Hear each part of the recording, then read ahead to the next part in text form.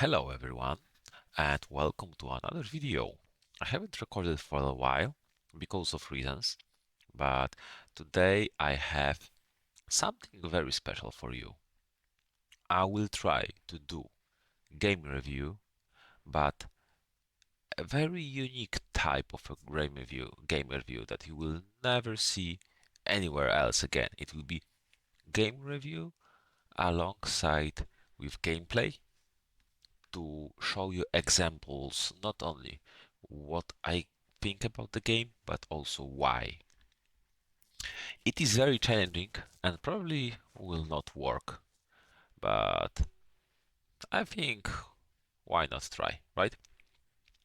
What game you're asking? I'm glad that you didn't check the name of this video and you asked this question so I can answer you. This is Dune War for Arrakis, released this year by creators of War of the Ring, Battle of Five Armies, and all of that. So I played their number of their games quite a lot, so I can give number of comparisons. And like the basic comparison is that really don't compare those games because this is really different. There are some similar mechanisms, but the feeling and the way you play the game is completely different. It's like saying, Mexican food and Chinese food are similar because they have rice in it, and it's like simply not true. So we have similar mechanisms, but there are completely different games.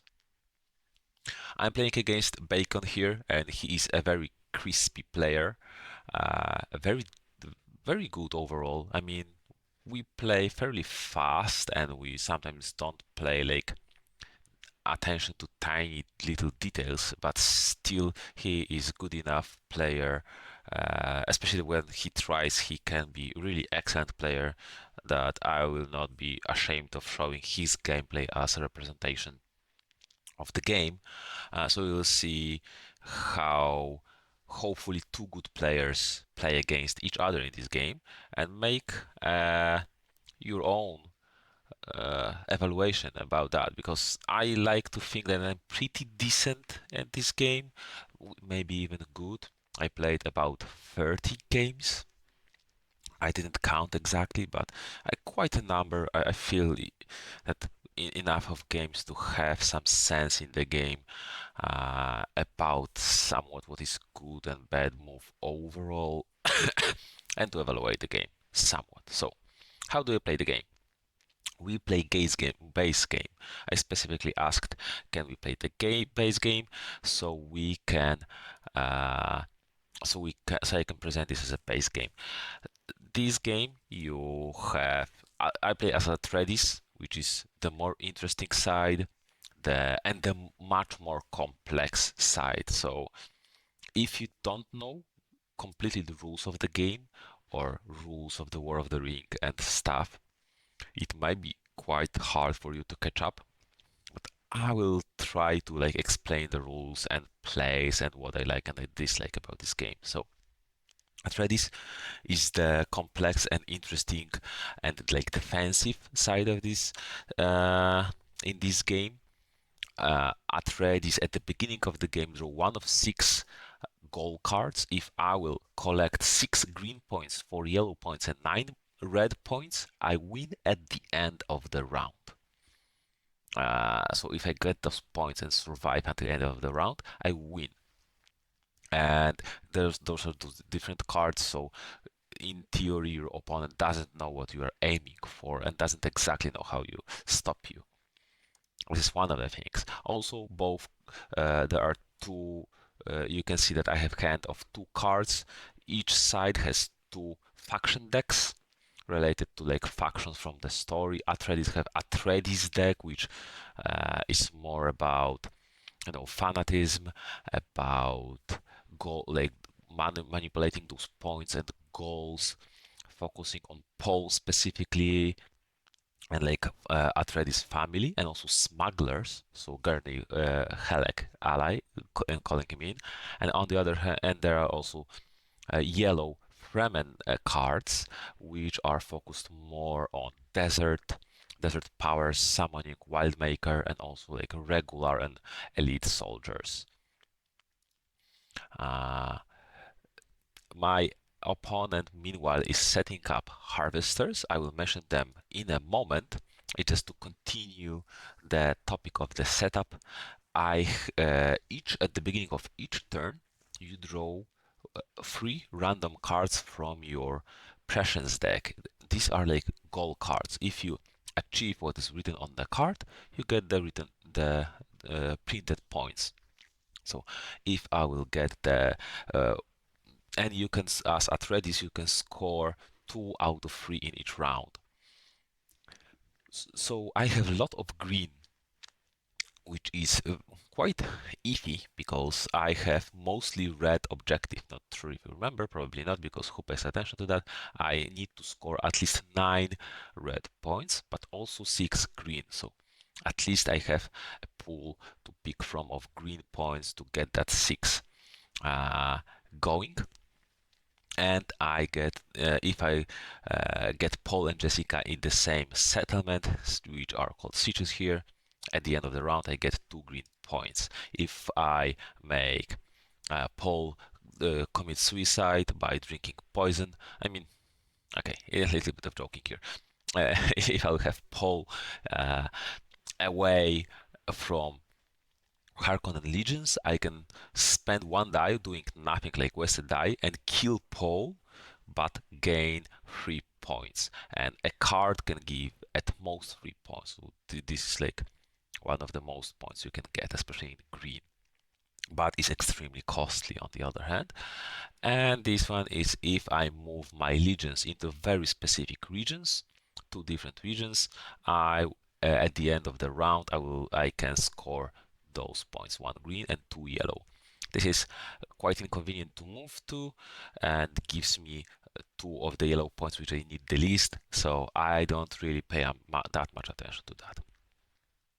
Then my opponent is setting up on the map harvesters, because how the round progresses is we draw 1 card from each deck, we reveal those prescience cards, those gold cards, then Harkonnen player, the aggressive player in here, sets up his vehicles. This is like specific mechanic for this game. They have as you can see, they have 3 harvesters that are collecting spice. This is like there's a specific spice mechanic. Basically, at the beginning of the round, Harkonnen setup Harkonnens. There may be some interactions during the game when Atreides move a legion or attack the harvesters with sandworms. So for them to be destroyed. But at the end of the round, every harvester that survives collects some spice that Harkonnen can spend, and basically has to have some spice to get going there. They like war machinery. There's like the maintenance. So we'll maybe talk a little bit of that at the end of the round, but to be honest, this is some of the disappointments in this game, because this is not really that important mechanic. It is for both sides, it is not really that important to interact with it. It is not really worth in the end. So usually this is like something on the sideline, not really, not really participating too much in the game. What is important though, I mean, and maybe to top it off, there's a carryall. There are air zones. You can see those small like bubbles, small tiles. These are air zones where you can put air vehicles, so carryalls and ornithopters. Carryall basically protects your harvesters a little bit. Not going into detail. And actually, ornithopters are extremely important, very key vehicles, because they allow you to move your legions faster and attack further. Normally, you move legions to the neighboring tiles whenever you use some movement action, or attack neighboring tile. But with ornithopters, you can speed it up and move 2 tiles, jumping over mountains, jumping over enemy armies, sandworms, jumping over difficult stuff. And usually, for example, for these legions here, it would be very difficult to go here to the desert and attack this top right or this right siege. But with ornithopter, because there are those red lines that say it is impassable terrain, But with Ornithopter, you can jump over them, you can jump very quickly, and it makes Harkonnen legions extremely mobile and quite difficult to deal with actually, because in other strategic games like War of the Ring, like Battle of Five Armies, even with uh, Imperial's Star Wars Rebellion, the momentum, the tempo of the aggressive army is very important, because those armies are fairly slow, and if you are out of position, you need lots of actions, sometimes even turns, to get them going. But in this game, the map is surprisingly small. Aggressive faction starts somewhat in the middle, can attack in any direction, and those Ornithopters make them very fast and very actually unpredictable. So yeah, after Harkonnen sets up their vehicles, maybe a little bit more about the setup. Uh, both sides start with exactly the same set of soldiers. I mean, not that Harkonnen have the same soldiers as Atredis, it's just Atredis always have the same soldiers and Harkonnen have the same soldiers. There's just some randomness how they're set up between settlements. For Harkonnen, it is minor detail. It matters a little bit, but not that much, because their settlements are so grouped up that it isn't something big. For Atreides, on the other hand, you can see all the settlements spread up. Settlements are those green circles, sieges, green circles with the triangles inside. You can see, so they are set around the map, and there are deployment tokens. So on the one side it is just like the eagle, and on the other side you can see symbols of soldiers. Circle is regular soldier, square is elite soldier, and there is another symbol for super elites, but Arthritis doesn't start with super elites, and they are spread out randomly. This is big deal because there's a lot of randomness in the setup. As you can see, Atreides have random gold to win the game, random precious cards that help you score points, and random setup of your sieges and deployments. So sometimes this is like, in the one way, a game that tries to have very different flows depending on the setup, but for me, unfortunately, it doesn't really acquire that much. It's not like the setups make games completely wildly different. It's just sometimes you, as a trader, see, you have a goal to get 9 red, and you have no red precious cards, and it is at the beginning, and it already seems difficult. If I had some red at the beginning to score, it could be much easier in most cases, but yeah. So uh, there is some iffiness with the randomness. I don't think in fact that those random setups achieved what they tried to do. They are sometimes very inconvenient. But yeah, okay. So Harkonnen doesn't know how strong my sieges and settlements are, because they have minimal knowledge about Fremen, their culture and their stuff. I, on the other hand, can look on all those tokens. So I can see this, my army is regular and elite, which is actually decent, quite strong setup for me. And yeah, I'll try to pause. Yeah, okay. And another thing, this is a siege. Sieges are from level 1 to 3. There are 2 level 1 sieges, 2 level 3 sieges, and other sieges are level 2. Harkonnen need to get to 10 points to win the game. Whenever they get 10 points, they immediately win. And the level of the sieges have two meanings. How many points they are worth. Obviously, siege of the level 1 is worth 1 point, siege of the level 3 is worth 3 points, and so that. But also how strong they're in combat. Sieges are like defensive positions. They allow you to roll more dice in a combat and make attacking more difficult. Like settlements in general, actually. Harkonnen similarly, but Harkonnen is conquering sieges. Atredis not always attacks settlements. So I'm just checking position of my switches, which I need to protect, which I can more or less give up, and of my soldiers what to plan. So I can see, for example, here I had only level 1 siege and protected with the weakest deployment token, just single elite, which is the weakest starting deployment token, which is fairly okay. Sometimes you get the this weakest token with like level 3 siege, and you're a little bit sad that it's so weakly protected. Uh, and this is the strongest deployment token. 2 elites is the strongest deployment token that Atredis have at the beginning. There's one of them in the pool. Yeah, and I'm just checking stuff.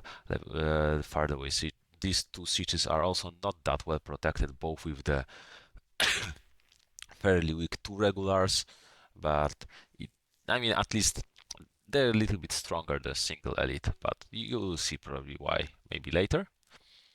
And yeah, so I'm just checking to know how the map looks for me. And Harkonnen has set up the vehicles. The ornithopters somewhat indicate the direction of movement, because ornithopter says that in a connected sector, legion can move further or attack from further distance. So this specifically ornithopter that is at this moment at the middle of the screen can support only legions starting on the let's say eastern side of the map, and attacking those sieges in my top right corner, right? So this is a little bit of telling that maybe he wants to attack in that direction. And I have, after Harkonnen sets up their vehicles, we both roll our action dice. I rolled 2 eagles, 2 house result, 1 leader result, and 1 strategy result, which is decent for Atreides. Uh, these are dice, like action dice. Everyone familiar with War of the Ring and all of that knows what is happening here. But to quick recap, each result has assigned uh, actions that you can do with them, and you can do actions with your dice. This is like this is your action limit. This is how you do stuff in this game. Leadership result allows you either to move 2 legions with an leader, with any leader, or move or attack, make a surprise attack with an army with a leader. A surprising attack, I will like it is stronger version of the basic attack. Strategy result allows you to move 2 of any legions or attack with any legion. Deployment result obviously allows you to deploy more soldiers and leaders on the board into your settlements. There's mentat die, which is basically even die. It allows you to draw cards, event cards, those Fremen, Atreides, Harkonnen, or Coriolis, how the heck, those Emperor cards. And those cards in this game can be played as an action with any die result. So, and usually are fairly strong. They can be used in combat or some very strong actions.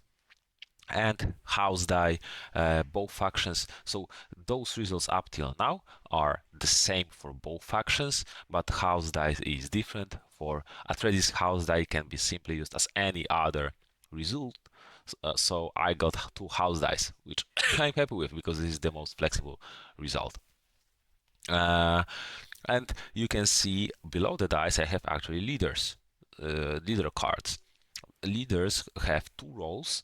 They are usually stronger combat leaders than basic leaders, and also each of them has some specific leader action. Whenever I use a die result that has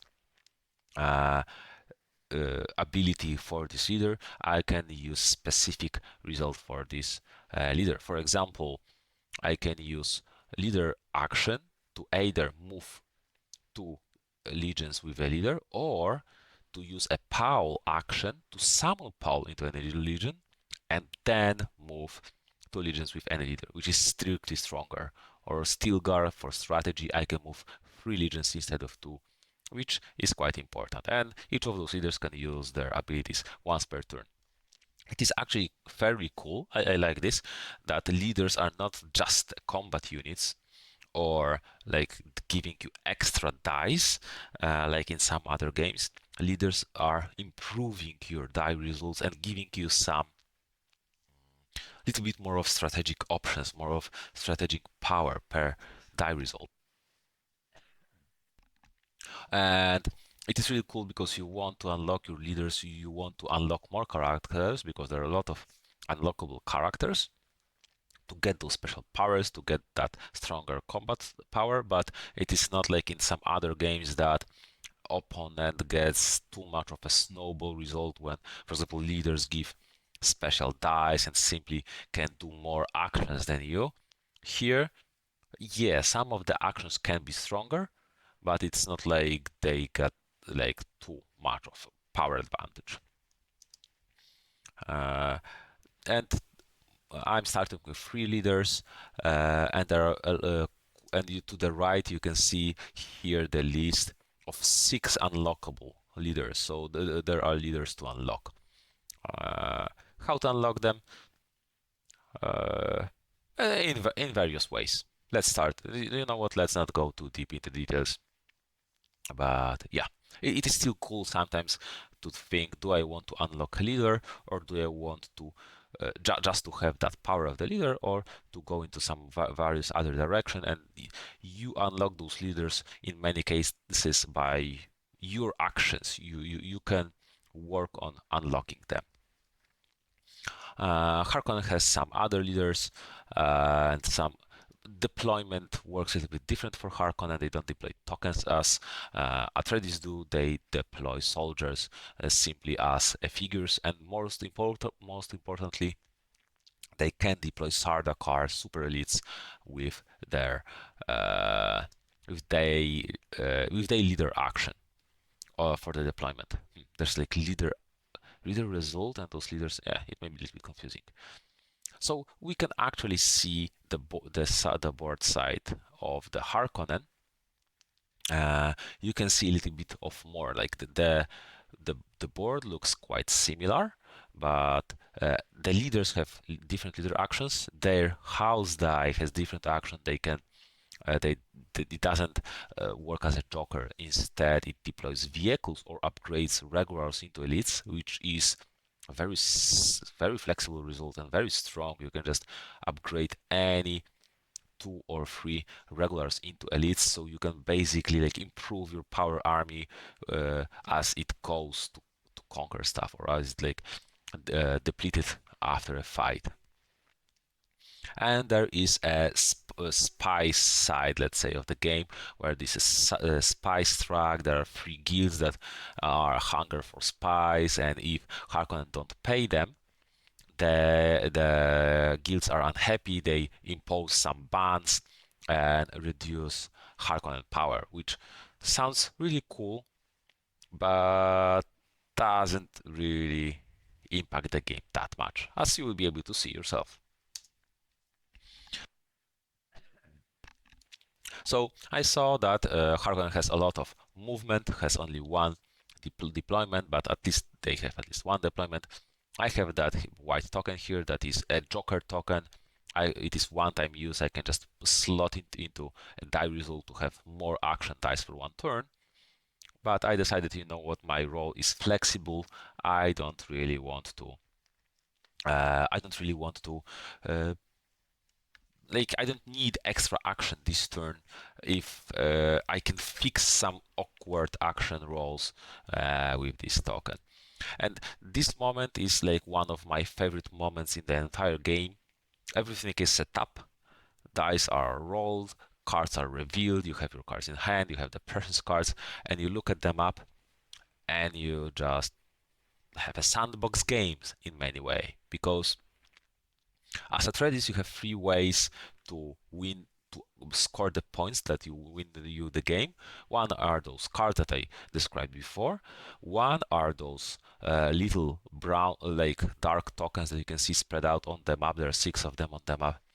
These are ecological station. If any of your unit end a turn there, you just reveal them and get extra points one time.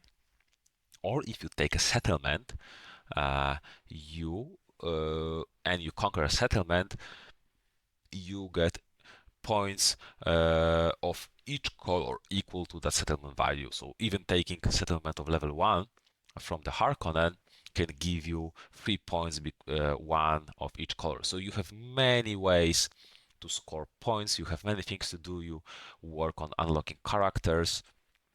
You are defending sieges. You are moving around. So there's a lot of stuff to do. And what I didn't mention, you obviously, as in those games, you have less dice as the defending faction than the attacker, but you don't pass and do nothing. Each pass, whenever you have less dice than your opponent, each pass gives you a desert power action. So when you pass, you also do stuff, which is very fun.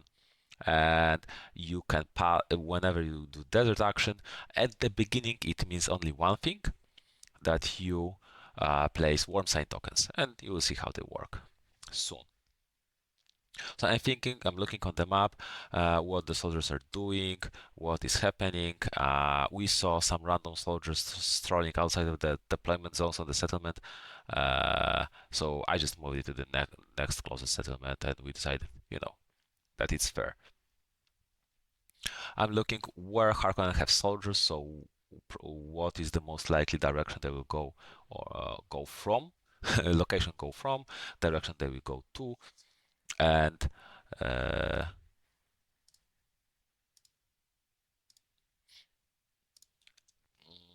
what do I want to do? Like, do I want to recruit to have a pal on the board and drink a poison for 3 points? They want to recruit uh, his mother and then use a leader action to put him to the same settlement, so I can score the 2 points, which is like less points, but at least I have more stuff on the board. It is probably spread around, get some ecological stations, because I have the red goal and I have no red points right now showing how they want to win the game.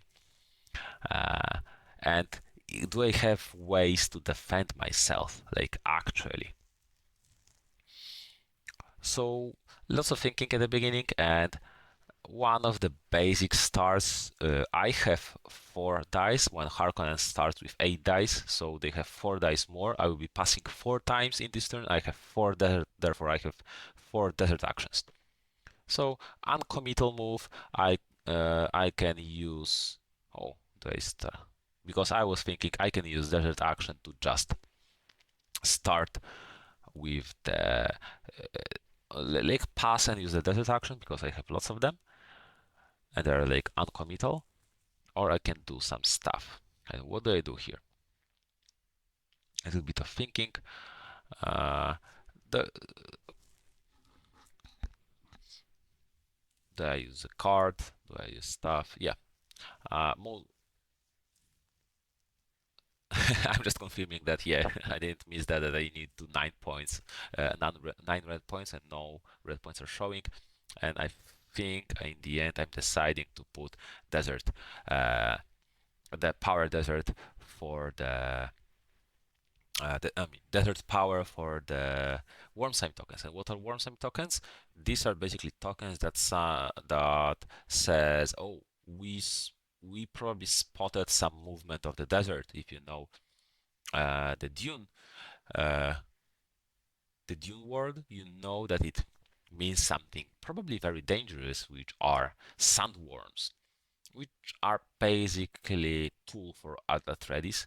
And those worm sign tokens allow basically for 2 things. First of all, whenever Atreides Legion starts on this token or adjacent to this token and moves, they can just sand through and end through connected bridge of those tokens into another location. So you can say that from this settlement I can go straight into the ecological stations, and despite the fact that I have a very low number of dice and not that much movement, each movement can be very far away.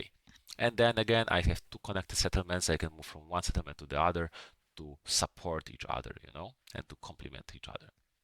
So I really like this bridge because it allows to take this ecological station and from this very far settlement, improve value or move more soldiers to this settlement. My opponent probably deploys because, oh no, they use movement first strategy. Okay, this is cool.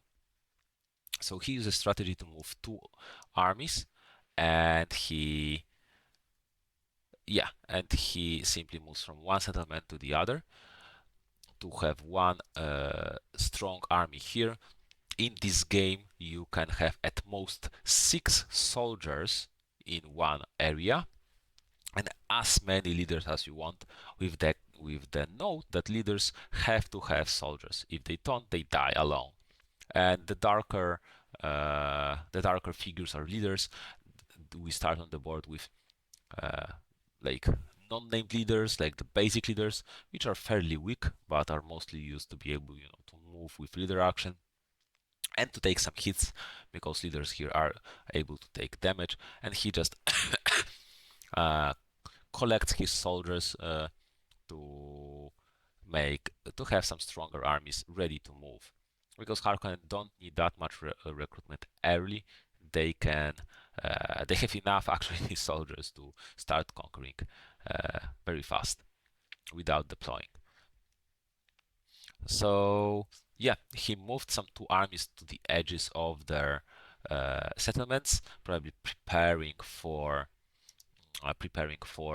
move out and attack. I expect him to deploy anyway, so I don't have that much very rapid to do. I just deploy more sandworm, more those tokens, worm side tokens, to slide some of my soldiers out of my sieges and to take those ecological stations, for those points. What I usually like to do is like take points, move soldiers early and to take those points, and then, if available, move back so they in time to protect the settlement. And right now you can see Harkonnen player is using deployment token with the Captain Aramshan special leader action. That this normally deployment places just 3 regular and 1 leader, which isn't that strong of the deployment. Regulars are not really the soldiers that you want to attack with that much, maybe few of them in the Legion. But when you use Captain Arsham, you place 1 Sardaukar to regulars and a leader, and yeah, then this is a lot of value, because Sardaukar are super elites, they count as elites and have some extra punch. They allow basically for, especially that easy recruitment of Sardaukar, allow for Harkonnen to really punch through those sieges and really take them fairly easy. And this is what I heard, one of compliment one of what people don't like about this game is how easy Harkonnen take the sieges, especially compared to some other War of the Rings or Battle of Five Armies or games like that, where the settlements are defensive locations and sometimes can hold. Here you basically, whenever Harkonnen attacks a siege, in most cases they just take it, and there's not that much that you can do about this. But there is something that you can do, and I hope to show you. So in response, I have my worm side token spread out. My armies can start moving, so I am using a house die as a mental die, and I use a Lady Jessica special action, and she allows me to draw a card and play a card. So instead of just using a die to play a card, this is simple improvement on that. I can draw a card, play a card, which is very strong. Cards matter a lot and are very interesting in this game. They do various stuff. I pick up Fremen card. There are many reasons, mostly because I like to recruit that super warm Falaihulud uh, as fast as possible, if possible. So I'm digging that Fremen card. There are three of them in the deck that say simply to recruit this big guy, and from there he is available for me to the end of the game. And I play Smugglers right now, a very strong recruitment card. I take Gurney, one of the strongest leaders in the game, and I take two elites and place them basically anywhere on the desert on the map, which is very cool and very flexible. I can just put them in the middle of the Harkonnen legions and to be a nuisance. You know what? I want to take those ecological stations that are very awkward usually to take because they're far away from my sieges. Right now, I have annoying army in the middle that can keep Harkonnen honest to not leave any open settlements, because if he leaves something open or even very weakly defended, I can just attack and take it. And why I don't care when placing soldiers like that next to the enemies? Because what Harkonnen do now? This is very fast tempo game. It is not like War of the Ring when you play 6, 7, 8, 9 turns or similar like Boffa game where you have lots of dice and you play easily 5 to 7 turns. This game can end in 3 turns, and you don't have that many movement actions too. So if he's like waits and die to attack me in here, and he doesn't really go toward any of my settlements, it is a fairly good win for me anyway. And this is really cool when playing Artredis to rely on that guerrilla tactics and doing that weird movements where you just move lone soldiers into weird directions, and they are in many cases quite safe, just because, like, yeah, what Harkonnens do, that they don't waste, they don't want to waste their dice to attack that stuff because it really slows them down. But these are only two elites and one leader. It is not a scary army, but can be very disruptive. Just because when Harkonnen leave with full legion from a settlement, then that settlement is empty and easy to be taken. So what does he do? Uh, Especially that he had only one deployment that he already used. So if he doesn't have any cards for deployment, then he is not able to deploy. But he is using leader die, and he is attacking me from the North Poles because he really wants to get rid of that. And we'll see the first combat of the game. There are quite a number of quite weird rules that you need to get used to. So whenever you attack from a location, he picked North Pole and he decided to attack this my legion. Then you have to attack with everything.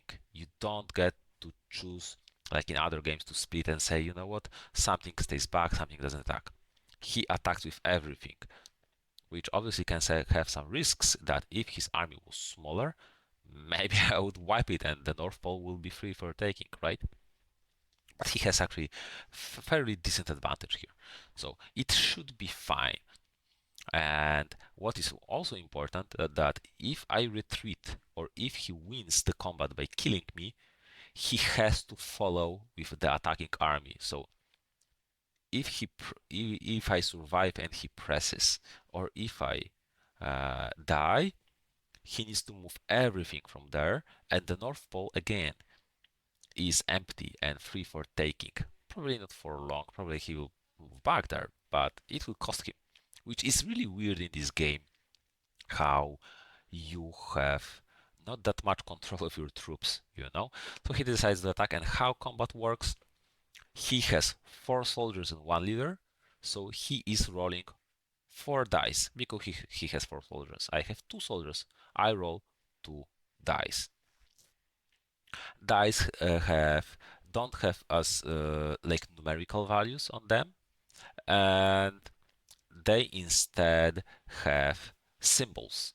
There are swords, there are 3 swords, 2 shields, and 1 star. Uh, yeah, we're rolling the dice. And here, swords, each sword deals 1 damage, each shield cancels 1 sword, and there are stars. There is only 1 star. Star is a leader result. If you have a leader in the combat, you can use that leader symbols. Yeah, basically you can use that leader symbols. Basic leaders turn stars into 1 sword, which is not that big of a value, right? It is just one sword. But my Gurney, for example, is super leader, and he can change star into 2 swords and 1 shield, which is a lot of symbols, for 1 die to have 3 symbols. But I didn't roll a star. He made so he has 4 soldiers. He rolled 4 dice. Why does he have 5th symbol there? Because he used a surprise attack with a legion with a leader. So he got a 3-star symbol. And because he has basic leader, he simply changed that star into a shield.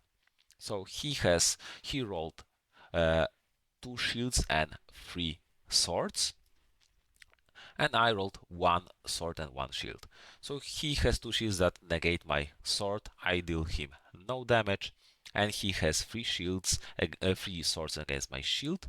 My shield normally would negate damage, but he has 1 Sardaukar, 1 super elite in his army, and each super elite cancels out a shield from an opponent, which fairly sad combat. I did basically I did completely nothing, no damage, no defense, and he dealt me 3 damage. But this is the guerrilla tactics. It's not about expanding him too much or like having an even fight. It is about uh, expanding his dice actually, right, and forcing him to waste time and slow down. So he dealt me 3 damage. What do I do? Each elite has 2 hit points, and each regular has 1 hit point. Each super elite has also 2 hit points, and each leader, regardless named or not named, has also 1 hit points. Leaders in this game have hit points. So my army has 5 hit points, 2 elites and 1 leader. So I kill 1 elite and I need to take 1 more damage. So I reduce elite into a regular by taking the 3rd damage. So he attacked me and my army still stands. So this is pretty decent. Pretty interesting and weird about this game. He attacked me here. He dealt me damage. I dealt him nothing. But I still consider this success simply because my army here survived and he used a die. This is quite interesting thing about this game. Then he can press me, but then I will just retreat. If I will retreat, my army still survives and he just moves out and leaves the North Pole open, which he really doesn't want to do. So he simply stops attacking, which again, for me, this is I will not dwell too much because this video will be already very long. But I think this little combat here shows how interesting this game be. Uh, combat in this game can be quite interesting in many layers, not only just 2 armies clash and like a lot of depths, but on the strategic and tactical layer.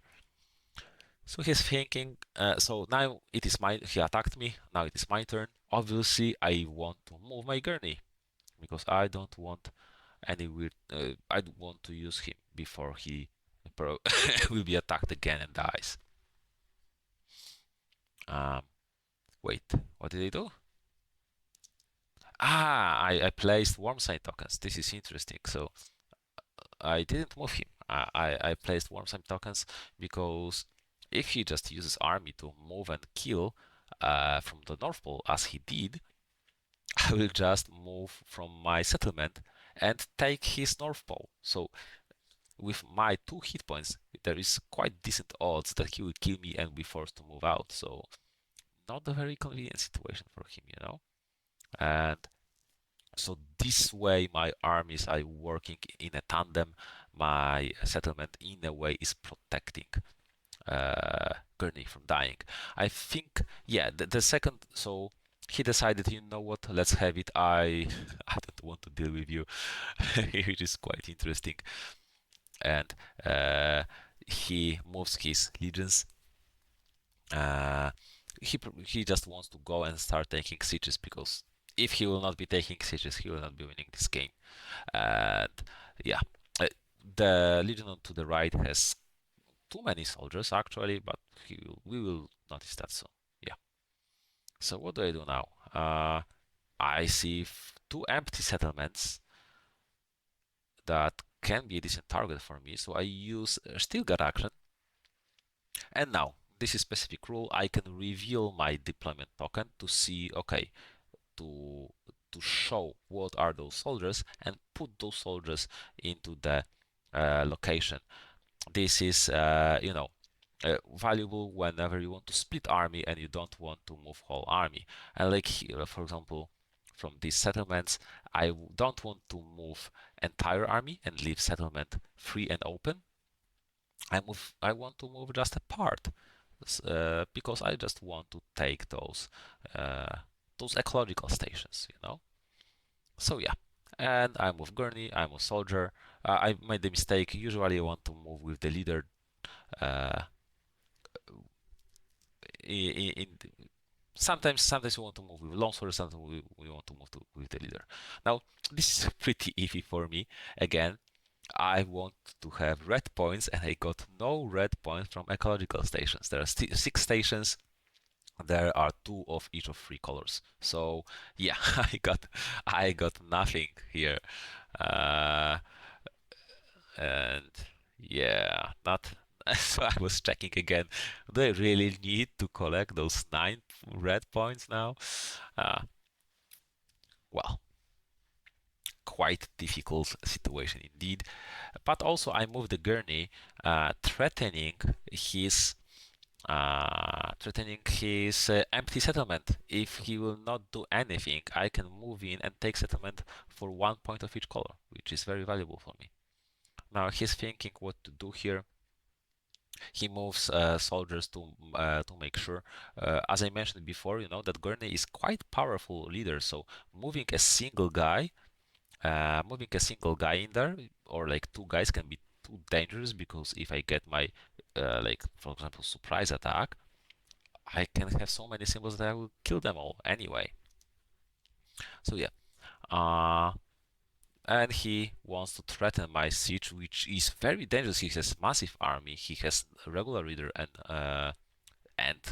named leader, which is quite strong. And I might lose that level 3 siege, most probably. But he decides that he changes. Uh, yeah, that first of all, we notice that he has too many soldiers, so he just yeah. So we said one less regular was recruited or one less regular moved. This is not a big deal. And he decides, you know what, he will go the other way. Uh, I wonder what was his decision point? Why did he decide to move this way, not the other way? Uh, but I'm quite happy for that because he picked instead of threatening. Uh, I think I know why, maybe. Ah, maybe. We will see. Uh, because instead of threatening my level 3 siege, he is threatening level 1 siege, which is quite fine for me to lose. But this is another random thing about this game, you know. He makes some decisions blind, and sometimes, if those sieges were in reverse positions, or if he made some little bit different choice, that would have a completely different effect. And it is like half random, and no. So that level of randomity can sometimes be a little bit weird and not always that fun. But oh well. So here I moved my leader from the siege into this legion because I forgot to move him there, and we talked. It is fine. He forgot some soldiers. He changed something, and I whenever you move here, I usually move with the leader just because simply it is easier to move stuff, when you have leader with it. And I wasn't considering being attacked here this round. Anyways, it's not like I needed a desperate leader here, one more leader. So I continue to apply pressure, most probably.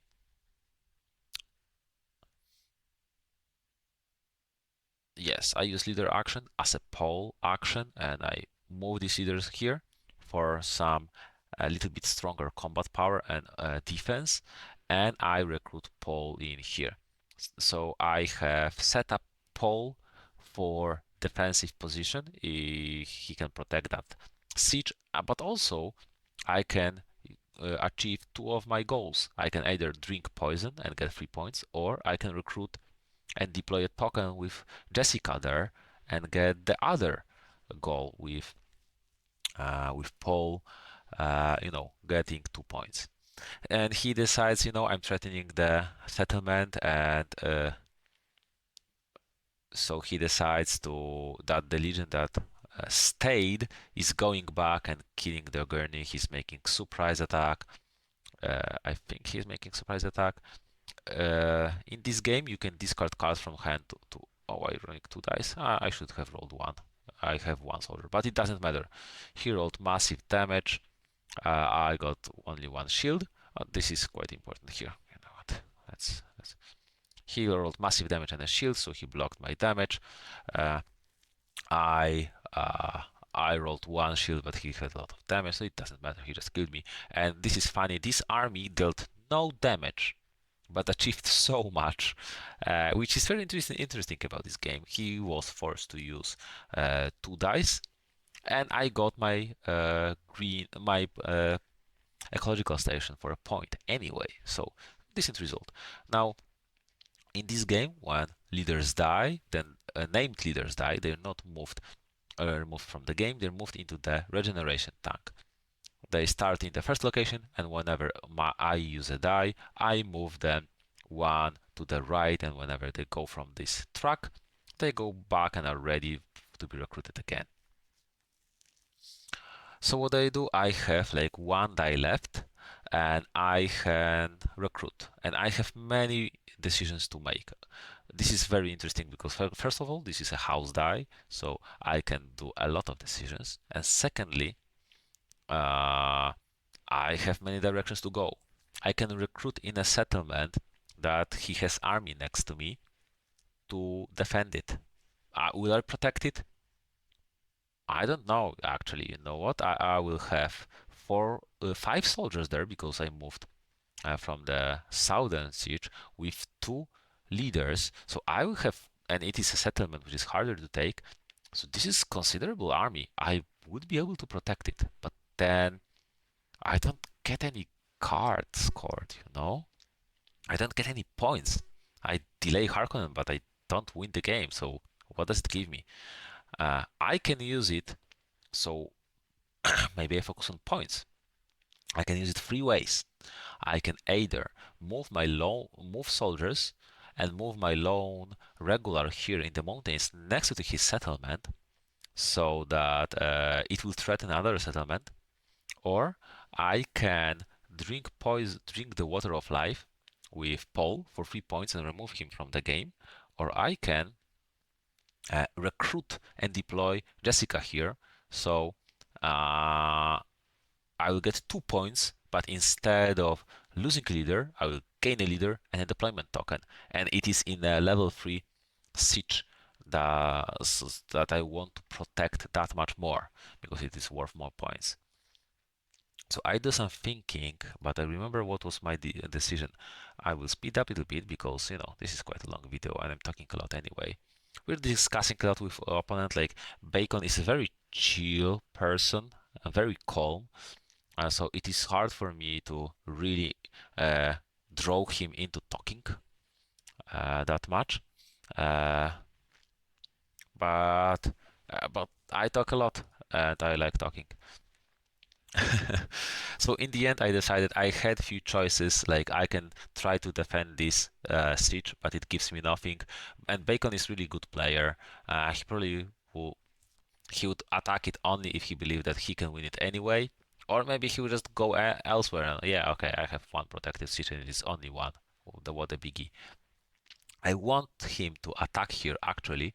It is not that big of a deal that he will take it because it is only level 1 and then his legion will be on the desert. He'll be and it will be vulnerable. We will see why. So I don't want to protect it too much. I want to give it up.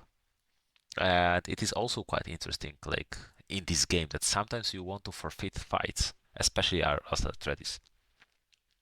Moving into the location also doesn't like into next to the settlement also doesn't give me that much because again he can just respond in movement and easily protect against one guy and I will not get points then. And he will be able to move his legions in position, some of the offensive legions. So it will not achieve that much. He will counter my move with his move. So what I decided to do is to score some green points. I still need to have 6 for them of them to win, and I have only 2 from ecological stations. So I need some cards, to score them. And so basically, either Paul drinks water of life or he is in Jessica. And I decided I have some green points already. I don't want to weaken my position for that one more point. I want to strengthen my position and get some points. And this is what I do. And I got the strongest deployment token. So I got Jessica. I got the 2 super elites in my settlement that is in the forward position. It is quite vulnerable and it is level 3, so I'm quite happy with that. And he attacks me here. So whenever Harkonnen attack, you reveal what they're attacking, uh, and I have 2 regulars and 1 elite and a settlement. So I roll 3 dice because I have 3 soldiers, but also I have a level 1 stitch, so I can roll 4 dice, and I can also discard a card to be able to roll 5 dice. So yeah, so I rolled 5 damage, probably the best result I could have hoped for because he has Sardaukar, so my shields are not that valuable. So I deal him 2 damage and he deals me about 4. 4 or 3, I didn't see correctly. So pretty decent. And now, what is also important, the second advantage of defending the siege, whenever he wants to press combat to continue fighting, he has to take 1 damage, which is like simplifying of what is in War of the Ring, instead of reducing elite, you just take 1 damage. So actually defending this siege, I didn't hope to protect it.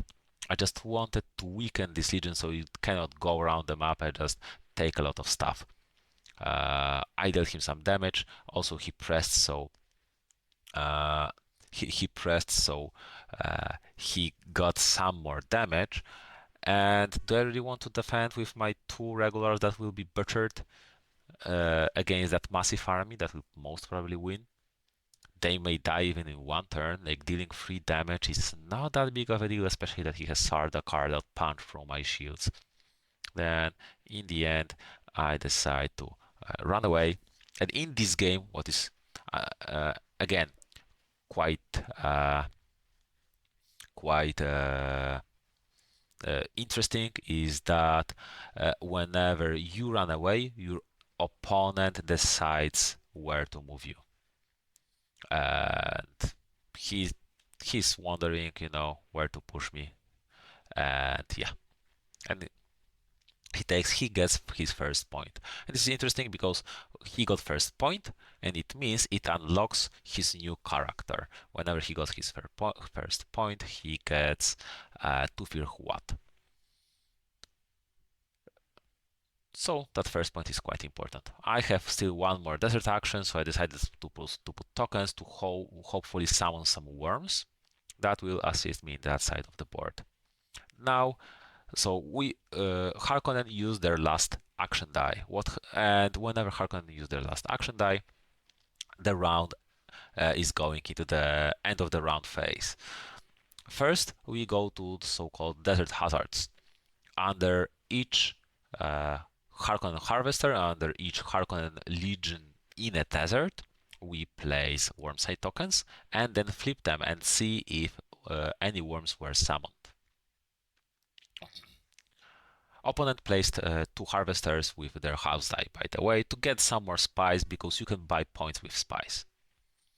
And he didn't have that much to do at this moment, so he decided, you know what, probably, yeah, makes sense. So we place the stuff, and we have this awesome button to reveal all the tokens at the same time, and I am revealing worm signs. Whenever a worm sign is showing a worm symbol, like here, the worm is summoned, and whenever it shows this bubble and it's a deep desert, which means a desert tile adjacent to the board game, to the board of the adjacent to the edge of the board, then also you summon a worm. So I summoned 2 worms on harvesters, which means that they are eaten, but one can be saved with Carriol. He just flies and takes the harvester before it is swallowed. Yeah. So 1 harvester eaten, which means that he gets that little bit less spice. Each harvester on the deep desert gives 2 spice. Each harvester in other desert gives 1 spice. And I have worms. Worms, which is funny, work similar to worm sign tokens, that my legions can move through them, and thanks to that to move further, which are some added mobility, but also they can be used to attack legions, and you will be able to see that. Then he has legion outside of mountains and safe settlements, which means that Coriolis Storm trigger. I have 2 dice, and whenever I roll not a shield, he gets damage, so he gets 2 damage. So he had a massive army here that was really strong and was able to like take any siege on the map, most probably. But because I defended my siege and dealt some damage and forced him to press, and now Coriolis Storm even triggered, it gets just withered down and really weakened. And right now, 3 regulars with 1 Sardaukar is not that big of a deal. He needs to either ignore that army in the end or add some reinforcements, and which will cost him time. And this is like the thing about this game. What makes it so dynamic is that you don't defend, settlements, hoping that they will like hold. In most cases, you just defend them to just bleed out Harkonnen, so they will just have to recruit again and use like spend more time instead of having 1 strong legion and jumping from settlement to settlement. And yeah, so he got spies. Now he has to buy those guilds, and he can spend 3 points to buy 3 spies to buy a victory point, which is like a little bit no-brainer in this game. Like, you win by having 10 victory points. Why not spend 3 spies to get a victory point? And also you can spend 2 spies to hold a guild in a spot, or 3 spies to move a guild up. If you don't pay any spies, a guild moves down, and then you have a different value of vehicles. Basically, the lower you are, the more vehicles you have, which is a little bit weird. But also you have locked the action dice. So next turn he will not have 8 action dice, he will have 7, because he didn't make guilds happy, so he has less resources. One of the bans is triggered, it has no scout ban, not really that important. Sometimes it is important, sometimes it's not. I'm not really even explaining what is happening, what is doing. He just picked a ban that is fairly inconsequential. Most importantly, he loses a die. This is what happened. And yeah, so I have now I decide on scoring my objectives. I have Jessica and Paul in the same siege, so I get the card and I score 2 points. Neat. I have 4 out of 6 green points. I hope to score some green points along the way, even like as a side of other cards. And what more importantly, I can decide to either shuffle other 2 cards into the deck, or remove them from the game so they will never show up again. And you can guess that, yeah, I have already some yellow and I don't need the yellow that much. And I need, okay, this is also cool. And I have already quite some green and I don't want to sacrifice that much resources to score those greens. So I will decide to remove them. And also because my green moved to, I have at least 3 green points, I get improved POW. POW gets stronger. Instead of being quite a weak leader with just one sword, he has the same as Gurney, 2 swords and 1 shield with the leader result in combat, and he has different uh, leader ability for action die, which is also very strong. And this is cool that you improve your leaders, you unlock new leaders. This is like a lot of cool stuff. Uh, I quite like having unupgraded Paul for few turns just to, recruit additional, recruit him a few times and all of that. But yeah, yeah, we remembered now that I should have moved Gurney because I used a die for recruitment after he died.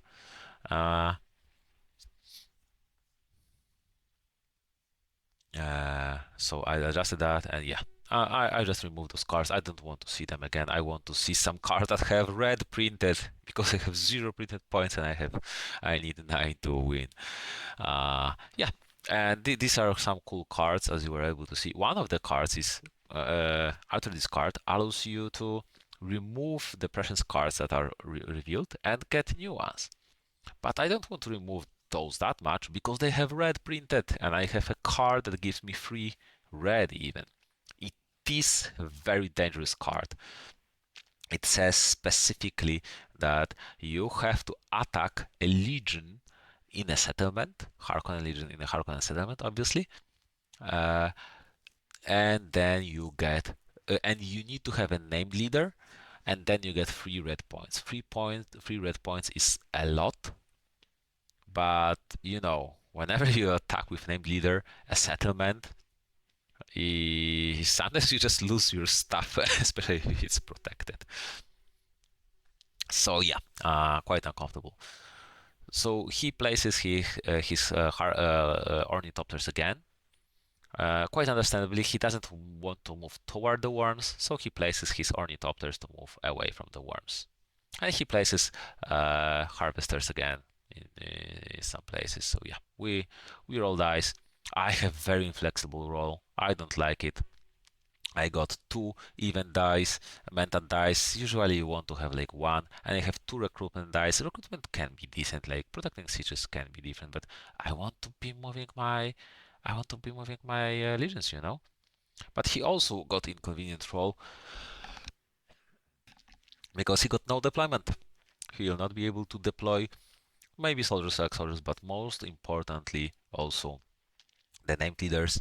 But yeah, I got the Bene Gesserit token, so I'm using it, and I'm using it to put it on the house dice. Flexible result. So this is the fixing stuff.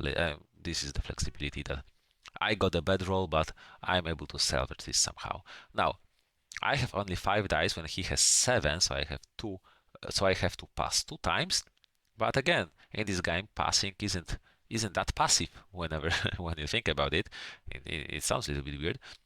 Passing in this game is actually very active. You can use desert action, and one of those choices, I have new choices. Not only to put worm signs, I can attack with worms. So I picked a worm. A worm can attack in the range of 2. Legion that is not in the mountains, you just roll 4 dice and score hits. Shields don't score damage, other things score damage, so I dealt 2 damage. A little bit sad, I hoped at least for 3, but you know what? This Legion is almost done for. He uses his mental die and his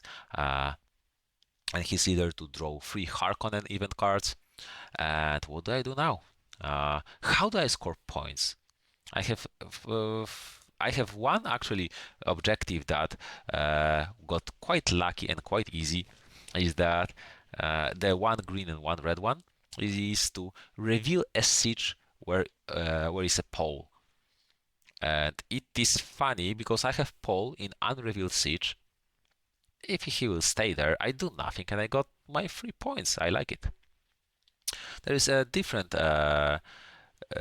goal also for one red and one green, for one yellow and one red, is to remove my deployment token from settlement that is in the same sector as uh, Harkonnen Legion, and that one is quite inconvenient because you're killing your soldiers for your points, and you want your soldiers to defend sieges and protect, and slow down Harkonnen. So I really don't like that goal, but sometimes what can you do?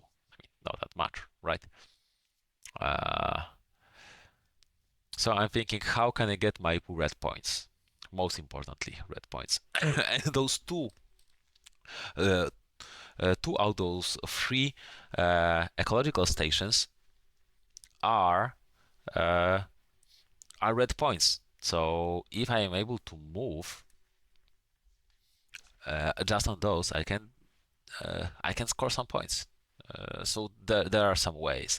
He realized that I recruited in this settlement with my named leader, namely Stilgard. So I may be setting up to attack the North Pole just to get my 3 points.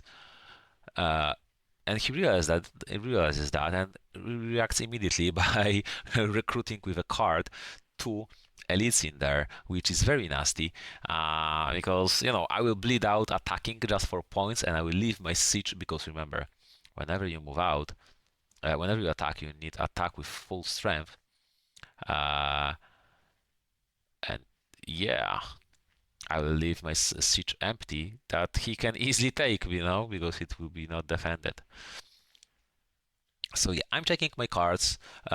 If you want, you can pause and read the cards yourself. The cards are in many ways very creative and very interesting, especially for Atredis factions.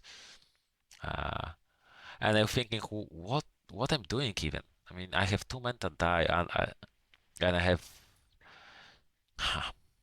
This is difficult. If I had a little bit more movement, I would collect my settlements. I have only one desert action left. I can place some worm signs on the one hand, but on the other hand, those worms and desert action is threatening that whenever he moves with a new legion onto the desert, I can chomp him. So I decided I will just use Mental Die to just draw two Fremen cards. I'm basically drawing Fremen because of two reasons. I hope to draw Shalai Hulut that enters a special leader like a big worm that deals more damage and is additional worm for me. Or maybe some Fremen cards that destroy ornithopters, because destroying ornithopters can be very flexible and quite strong. He moves legions, and he moved this legion on the desert, which is very suspicious for me. I mean, this legion cannot do that much. Why he is not? Why he's trying to keep that legion? I don't like it. I don't like it. So he probably either it is a bait, either he doesn't have that much movement to do, and he wants me to think about this legion. Then he succeeded because I'm thinking about this legion. I'm not sure. Uh, should I use some desert actions to move my worms and chomp that? Should I prepare my weak settlement in the left down corner, with one regular? Maybe he can attack there. He actually, this is quite important. What he can be threatening is that there is Ornicopter here.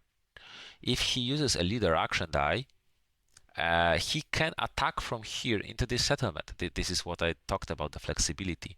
And he with surprise attack he gets that leader result.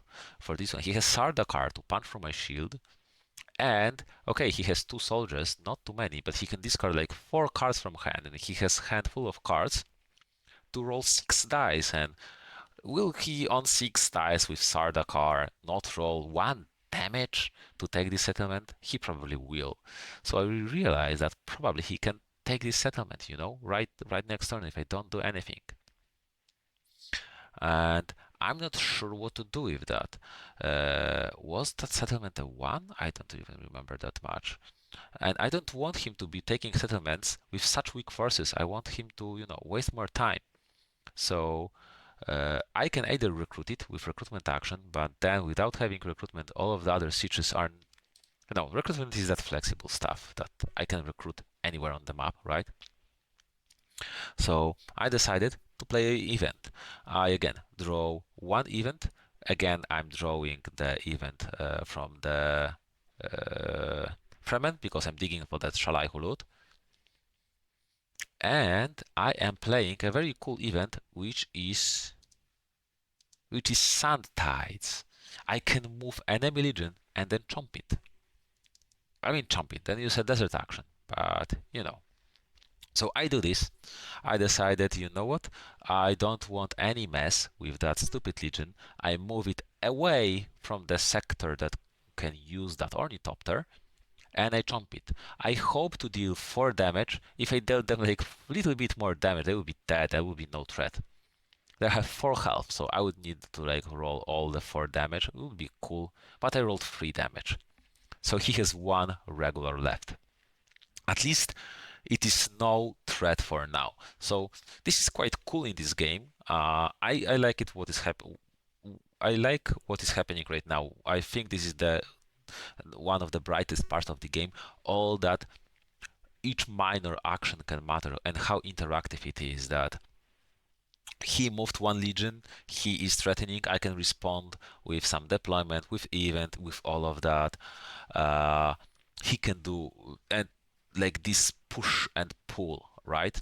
It is very cool to consider, and I had multitude of options.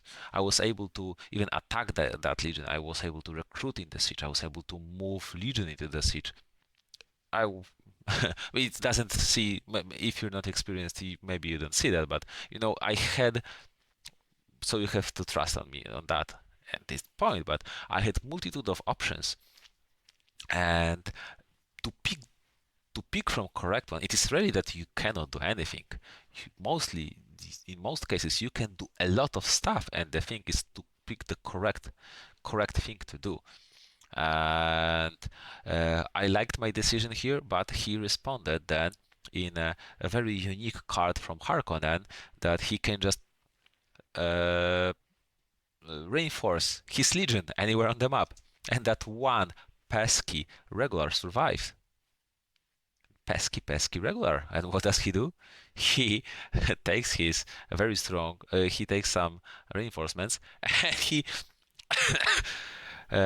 he reinforces that legion, and suddenly, basically, I just threw the 2 sandworms, desert power. I defended the siege. I depleted his army, and he, threw his army again, and we're back at the square one. It is very difficult position then, and uh, but in the long run, actually, I benefit from that because he's not recruiting that much. He doesn't have that many soldiers in this game, and this is when the game is interesting. And I'm scoring 1 objective for free, 1 objective with revealing the siege with Paul. So I don't have that much to do this turn. This is where you need to like go with the flow of the game. I need to score 9 points, but I didn't get any at the round 1, so I need to play the long game. So, so the second turn, I don't have to do that much, apart from probably defending, right? So I decide to, so I can mess with his armies here.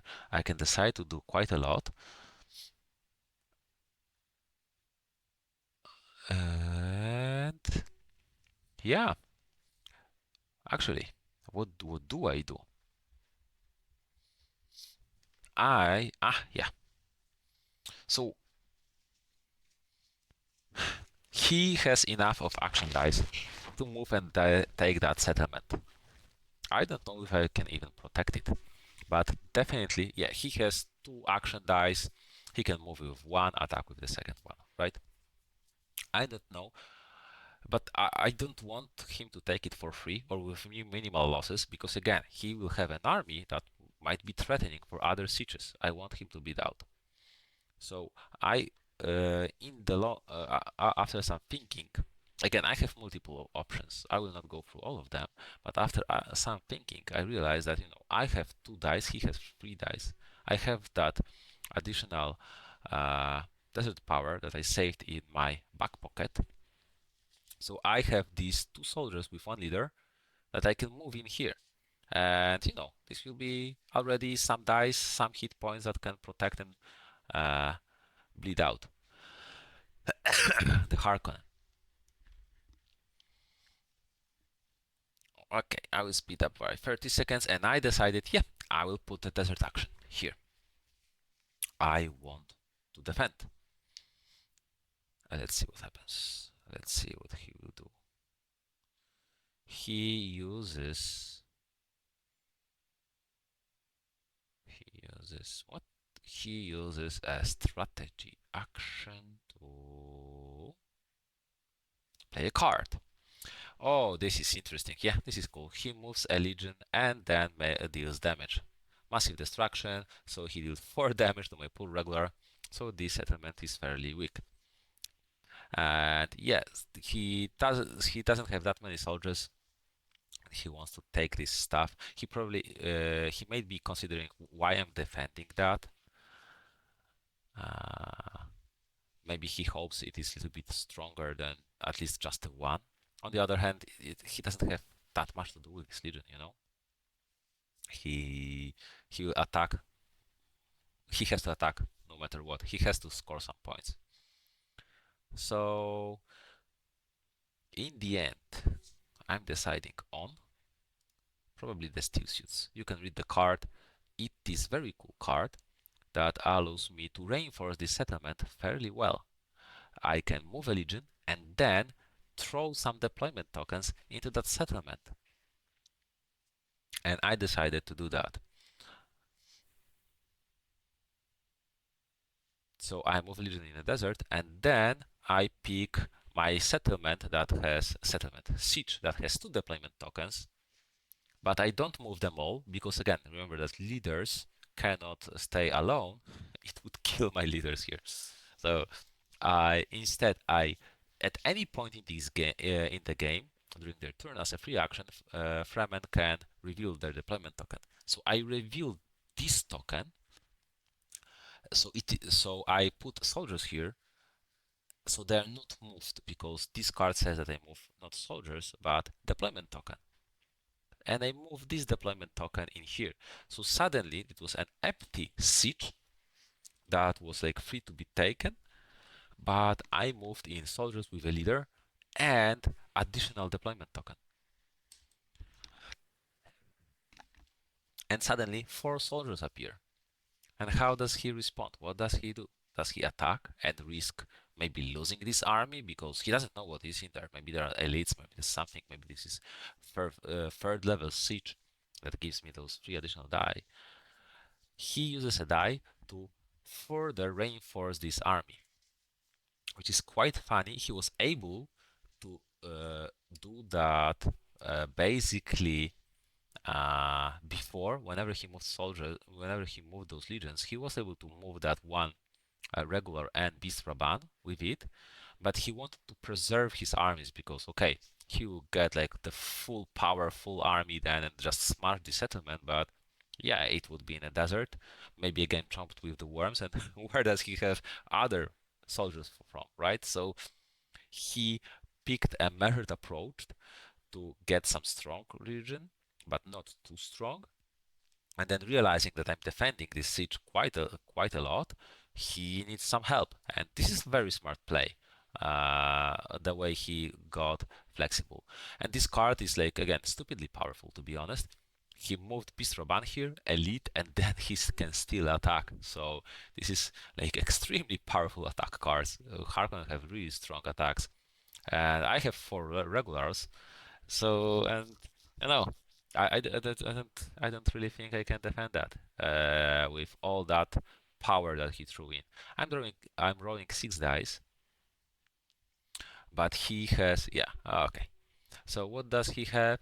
He has a surprise attack from the card, so he uses Beast Raban to have 2 attack, and he rolled like all the 4 attack, and this he has still Pashar there for an additional die of attack. I rolled no defense, which is quite good for me because he has Sardaukar, so defense first defense die would be an empty result. And he dealt me, as you can see, 7 damage when my army has 5 health. So he butchered me completely. But at least I dealt 6 damage minus 1 shield, so 5 damage back. So his army also like took some battering. So it was very costly for him. But that's the thing in this game, you know. You don't hope really to defend your sieges, but at least taking those 3 points, he needs to take 10 points, and conquering these 2 sieges costed him basically 2 armies. He is on 4 points because he bought 1 point from the spice. Yeah, so uh, I see.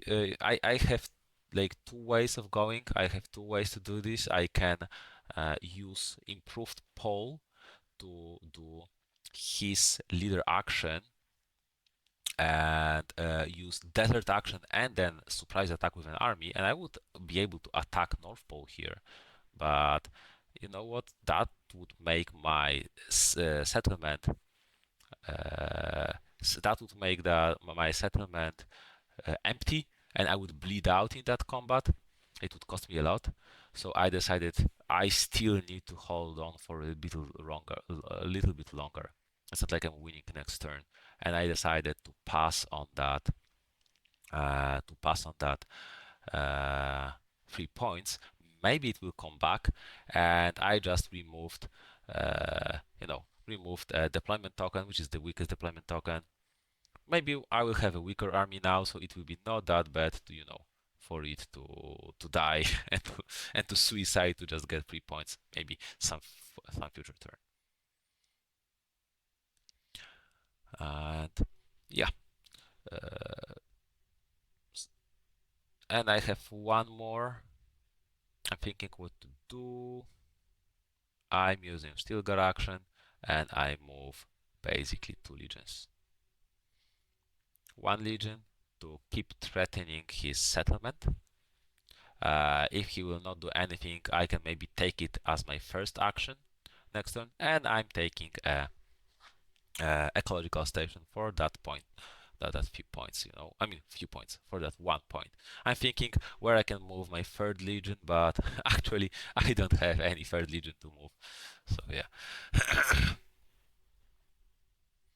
And again, no red points, like everything, but not red points. But at least I got 3 third yellow points, which is good. I need some yellow points, and I got Reverted Mother that is upgraded. She is stronger combat leader, and also she draws 2 cards instead of 1 whenever I use her leader meta die. And he got another strong recruitment card. This is Power of Harkonnen. They can recruit a lot with cards. They can attack a lot with cards. They are also quite independent from dice results, actually. But at least my movement of that lonely guy forced him, to respond. Yeah. So he doesn't lose any harvesters because only one was attacked, but is protected by the carriole. But fortunately, I got a worm next to his legion. Maybe we will do some Peruni, And I dealt him 2 damage. On a desert, a star is 1 damage. In deep desert, star is 2 damage. On those like middle regions, as you can see, this is a plateau or minor arcs they're called. And so like the yellow hills, lower hills, a star is no damage. So yeah, I reveal a siege. I show it is a free. It is little bit difficult situation because I just moved the deployment token from here, made it weaken, and then I showed it is the most valuable siege for the taking. So Yeah, but I have three leaders in there. One Naib, which is basically, to take one damage, not that important, but Reverted Mother and Paul, so they can protect that. And two Feydekin, it wouldn't be easy to take, especially that one deployment token I can throw much more there, and it will be really pain to take. So what are we doing in here now? I was thinking, do I want to remove the card? But I decided I don't want to remove the card. And this is round 3. And you can see that this game is fairly fast in a sense that we start round 3 and I am in some middle of the points. Just after 2 rounds, I'm in the middle of points. And actually Harkonnen too. Harkonnen has 5 points because he bought points 2 times. And my biggest issue, I just need to get 1 green and 1 yellow, and I'm set on that, but I need that 7 more red to get some way. 2 are in ecological stations. If I will get that, it will be a big deal. But 5, okay, it can be difficult. It can. We will see how it goes. I have, uh, I got some iffy result. I didn't got pole die, uh, but it doesn't have to be a big deal, to be honest. I got beneficiary token because he got higher in his goal track, but I didn't use it for some reason. I think, right? I'm thinking, what should I do with this legion?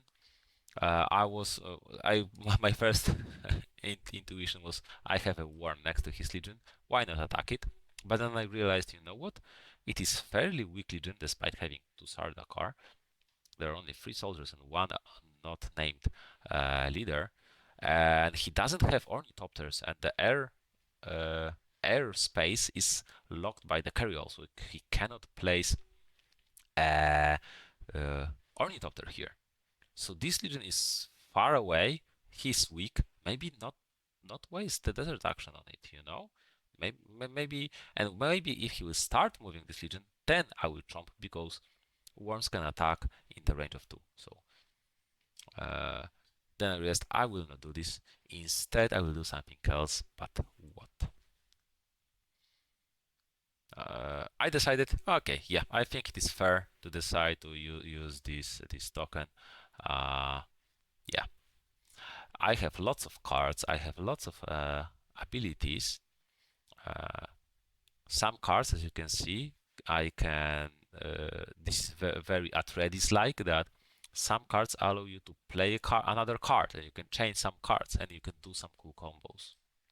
But yeah, I'm setting up that lone guy on the north that took 1 ecological station to take 2nd ecological station, because why not? He is not very useful for me, and I and I need that red juice, that red stuff. Okay, he did. I Yeah, and so this is quite important. He did just a mental die to draw cards, which is understandable. He wants to draw cards, and I use now a die to to use a prescience card that tells me in a sector where it's no Harkonnen region, my named leader kills a not named leader, so Naib. And I decided, you know what, I just need those points. Even if this was 2 green and 1 red, I didn't need that much green, but at, but I need the red, so that's not a big issue. And at least, you know what, at least I get over the 6 points with the green, which, okay, my green is set, and also I go to the 6th point, which unlocks Aliyah, and Aliyah is really weird and really cool. And I got 3rd point in red, so I got Chani, which is also cool. So yeah, so I got into 2 characters, unlocked. I have a bunch of unlocked characters, and now I'm thinking, where else do I get my points? Do I get the? I need to pay Oh, wow, okay, this is strong recruitment again. Yeah, he recruits three elites and a named leader, namely what? And yeah, this is very interesting. He didn't get that many uh, deployment die, but he can deploy from cards, so no biggie. It is sometimes it is quite irritating, in this game that Harkonnen don't really bother that much about dice results because they can recruit with cards, they can move legions with cards, they can attack with cards, and they can draw a lot of cards actually. So, uh, yeah, this is why Harkonnen are so flexible. Is flexibility the name of the game for Harkonnen? I don't know.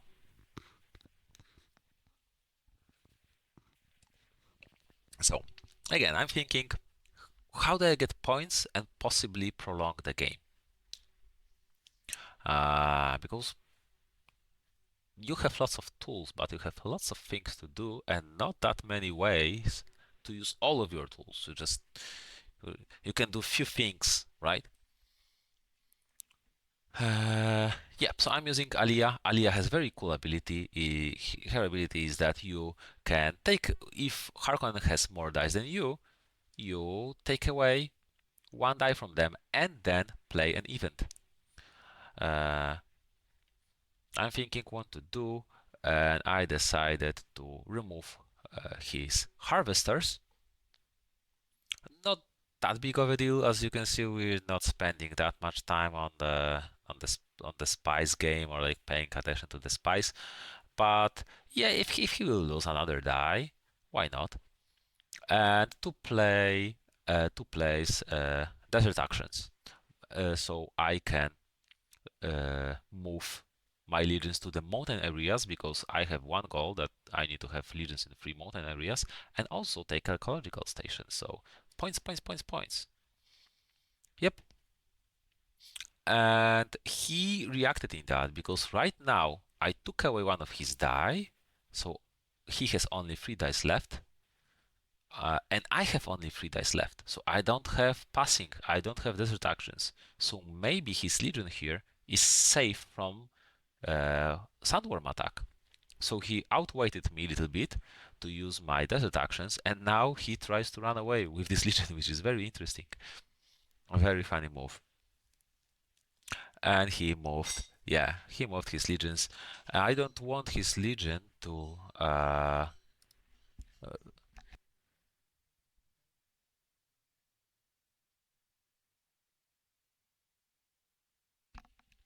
So I decided to. This is my last moment to chomp this legion. I don't want this legion to be moving around. These are still two Sardaukar.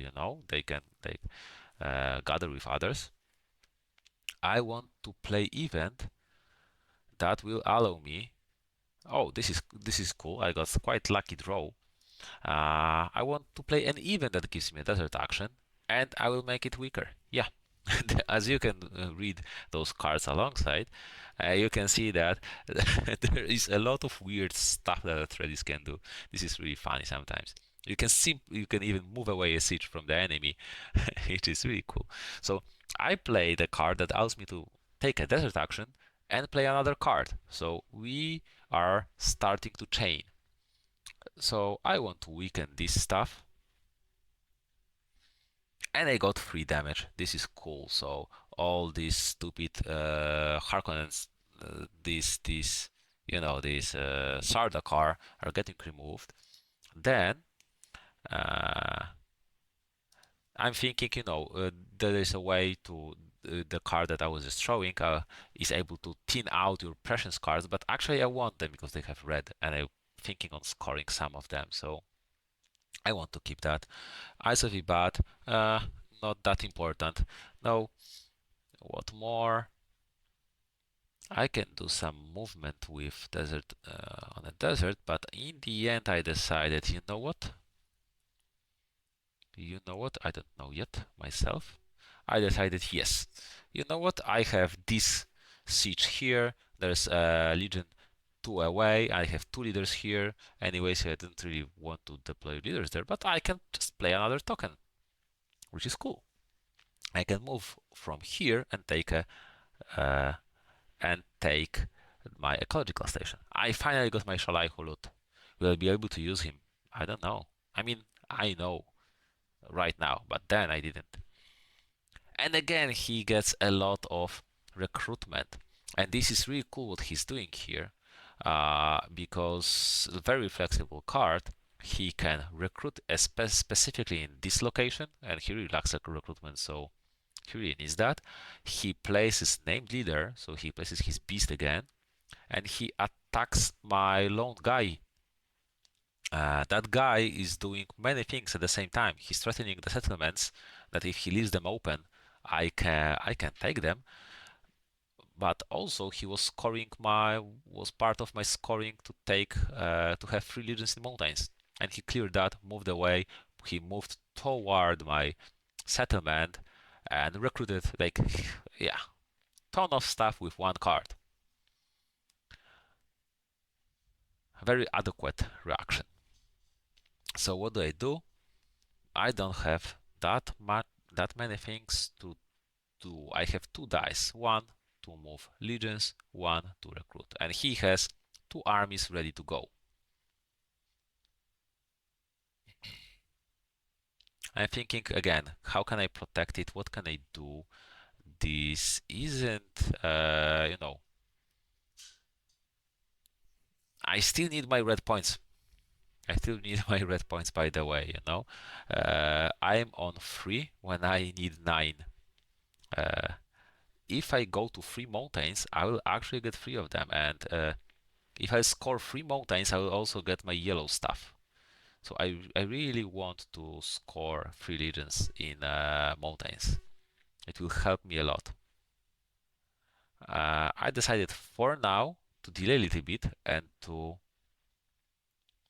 uh, and to recruit in a siege that most probably he will attack. This is a mistake I did. I had 2 deployments, one regular with super elite and one regular with. I did 2 mistakes here. Yeah, I had deployment with one regular and elite and one regular with super elite, and I took the weaker one. And super elites.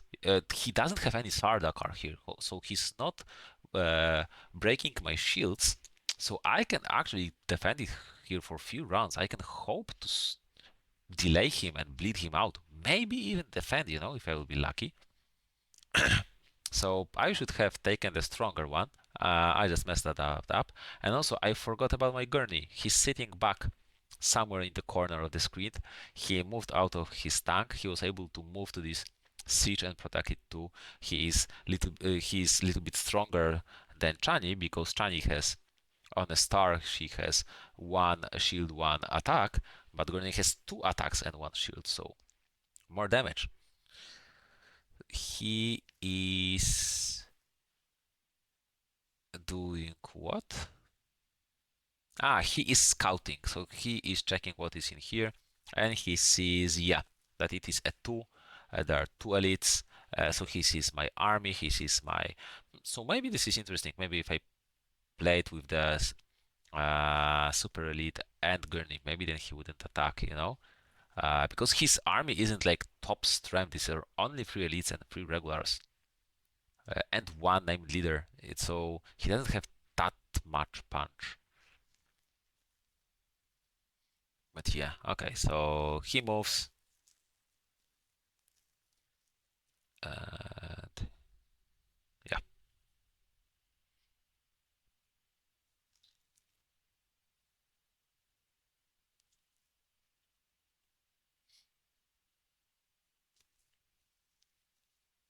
yeah. He used that ornithopter in the middle, right, to jump as far as possible. And yeah, I decided that's all. I'm not doing any more anything with this place. I would be able to move it away with a card and prolong the game, but I prolong the game. But how do I win the game again?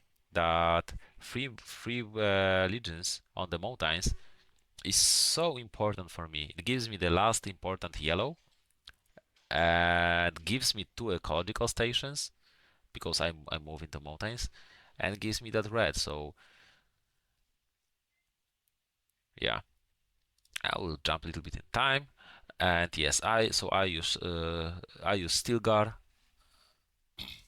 to move this lone regular in here into the mountains, and I'm thinking, how do I want to play this?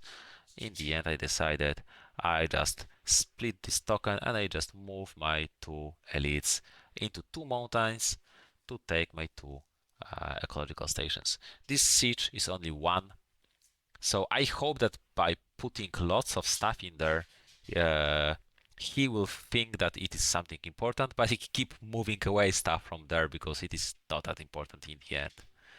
So yeah, there can be done some little bit of trickery. And yes, so he does a surprise attack, which is very important because he gets that star result, so he doesn't need to depend on that. I have 3 soldiers, and this is level 2 siege, so I'm rolling 5 dice, but I hope that with good rolls I can actually do something. So I am discarding cards. Each discarded card can be extra die, up to 6 maximum. And this is very unlucky roll for me. I got 2 stars, so oh no, wait, is it? I know. Yeah, I think I have 2 leaders, right? Yeah, I think I have 2 leaders. So okay, it is not as unlucky. Yeah, I have 2 leaders. Chani gives me shield and a sword, and Naib gives a sword. If that wasn't Chani, but that was Gurney, it would be 1 extra sword. So we're just dealing some damage to each other. He rolled a lot of shields, which was yeah, we both rolled a lot of shields. So when there are no super elites and there are a lot of shields, this is really bad for Harkonnen. I negated 3 of his damage, so he deals me quote unquote only 3 damage. Like he got 6 damage anyway. Uh, but yeah, only 3 damage. I have that elites to kill, and I dealt him like what 1 damage, and he needs to press for 1 more damage. No, I dealt him 2 damage. Yeah. I dealt him 2 damage and that 1 more damage from his press. So I still have some stuff. I still have dice to roll. I still have some soldiers to soak some damage. So I reduce 2 elites. I kill 1 Naib. Yeah, I'm complaining. Yeah, oh, wow. If I only had the gurney, but yeah. And then, but he gets run out of soldiers too. If he uh, uh, if this fight will take too long, yes, he can discard cards, but cards are quite important tool too, as you were able to see. You can do a lot of stuff with cards, and he will spend cards now. He will not have cards later for some further combat.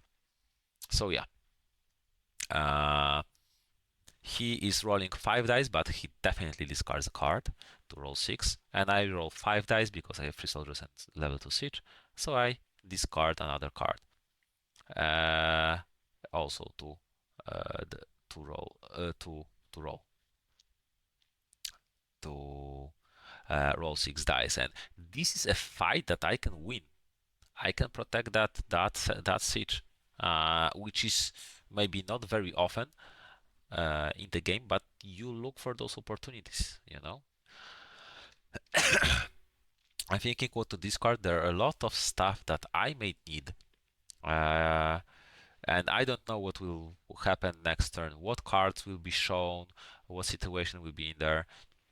So quite a difficult choice. But yeah, I just discard the card. Let's not prolong too long. And yeah, we roll dice. I got lucky that he rolled 2 stars, so only one of them is useful. He doesn't have second leader. I rolled exactly one. No, wait. I think I rolled. I think I rolled 2 stars. That's one is removed. Yeah, there was some iffiness with dice, so we're talking how to fix it. But yeah, well, whatever. And so he rerolled. He got a shield, and yeah, I got 2 stars when I killed one of my leaders. And again, lots of shields, lots of damage. Uh, and I think, and yeah, uh, there are some decisions to be made. Yeah, I'm checking from my deck, how many of useless cards are there. Do I want to thin out my presence deck maybe in the next turn? how many cards I want to discard, and I decided, you know what, because I have basically he dealt me like 1 damage, I think. What we have see, yeah, he had 4. What I have, he had 4 attack and I had 3 shields, so he dealt me only 1 damage, which is really really good, you know. But what do I kill? Do I kill a regular and then discard 2 cards to have 6 dice and but have a Chani, or do I kill Chani but keep my cards? But I think I really needed my cards because you know I will need them next turn too, and maybe I will not roll a star and that Chani will be useless. Shalai Hood goes to the basket bin because it was too late for him. Now he rolled a lot of attack, and I rolled a star and I don't have a Chani. So yeah, that's the random effect. You know, sometimes you don't have leader and you roll stars. Sometimes you don't have leader and you don't roll stars. So he get enough damage to kill me, and he had 1 guy left to take the siege. If I get like 1 more damage, if I had a Chani in here and discarded a card, you know, or if I had Gurney, or if I had Feydekin, anything like little bit to top it off, I would have protected the siege. Yeah. He's taking the siege, he got the points, and he got the 6 points, which unlocked Fade Ruta. And Fade Ruta is very nasty leader, because with his with leader die, he can make an action to move a legion and attack. So he can attack within range 2. And with Ornithopter, it means with range 3. So it is very powerful game closing leader that is very hard to stop. I mean, you cannot protect multiple sieges at the same time, so he can just move in the location from which he can attack 2 or 3 sieges, and yeah, take a siege. He is at 7 points, so he needs to either take a level 3 siege or 2 sieges. So that's my hope that he will not do this. Difficult to count on that. Some worms, some storms. Okay, fortunately, so the Legion at the bottom took 2 damage, the Legion at the top took 2 damage, so yeah, they're dying.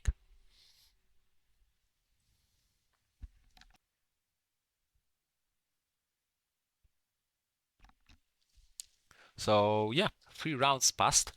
Uh, if little bit, maybe a little bit different ordering of goal cards, different ordering of something, different ordering of something.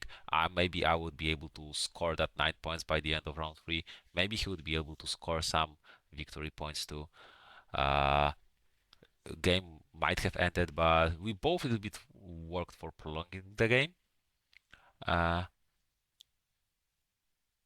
so the game got a little bit longer to round 4. Round 4 is a reasonably little bit longer game in this game. Uh, so yeah, most importantly, I see that I have the 3 red goal.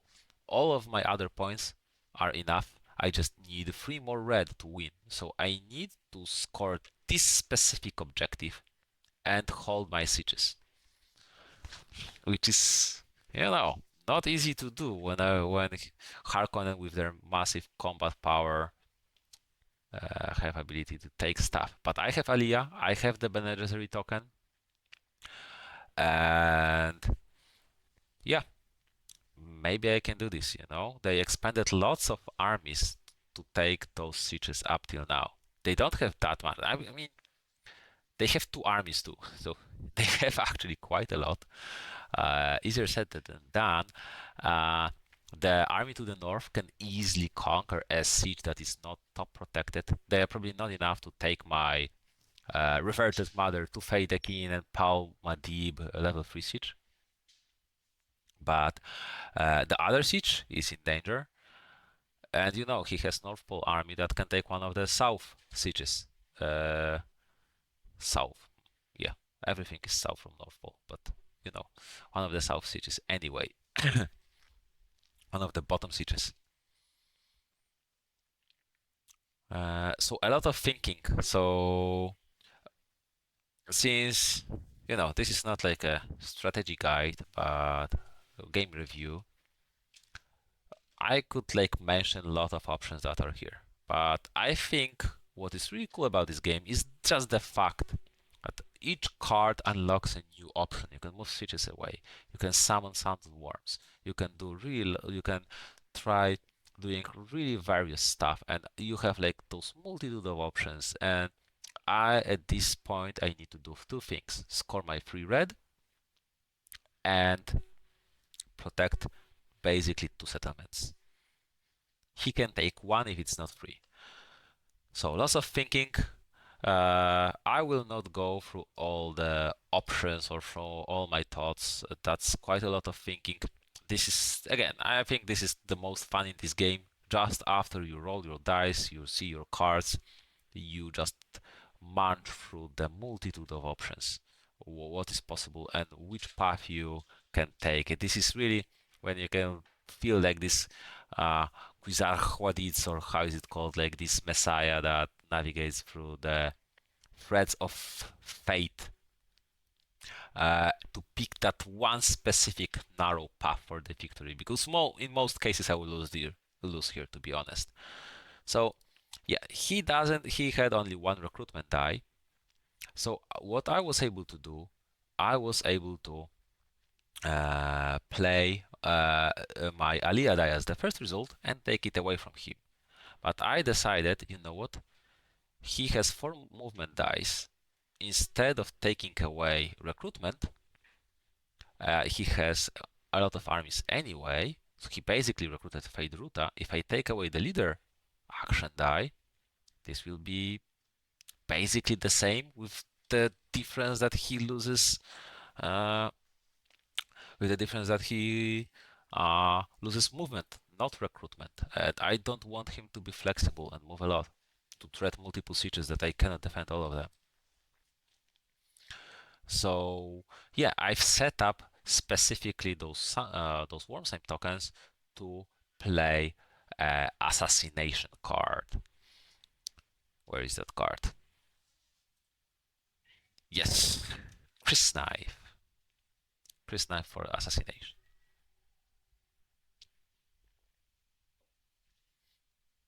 I'm just thinking if this is really what I want to do, but I realized uh, that I do. That I set up for that, and it also, yeah. Let's see what happens. Oh, I'm thinking a lot.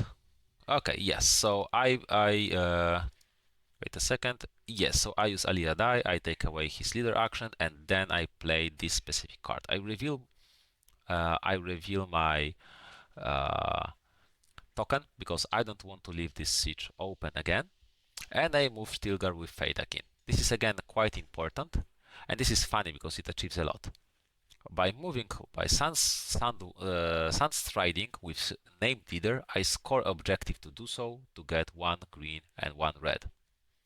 Because I get 1 green, I don't need those points, but I get 1 green, I get atomics, and you will see what atomics do. And again, because I did it using the card, I moved Fadakin next to the location with the named leader, and I'm able to kill that leader, put him into the tank. So he cannot use his leader action, he cannot use this leader in combat, he has that 1 health less in army, and also I just hope maybe he thinks that I want to score green, not red. Maybe he will not protect his settlements from my attacks. And he uses he uses movement. He does something very smart here, very very cute. He uses strategy and he threatens 2 settlements at the same time, the top right and the bottom left. And he moves specifically on the worm sign. Sometimes you can think that Harkonnen want to avoid those worm signs because if this will be a sandworm, it will be a little bit of issue for them. But he wants to break my breach, my chain here, for me to able to, for example, use the Stilgar action and call this massive This massive, these spread out soldiers back to the settlement, and suddenly the settlement, instead of being one soldier, this will be like four elites, one of each is super elite, two leaders, and suddenly that settlement would be a massive pain to take. Yeah, so and he emptied his North Pole. He is not bothered about North Pole anymore, and it is correct, probably. I would love him to leave something here, but he didn't. It is difficult for me to score my free red.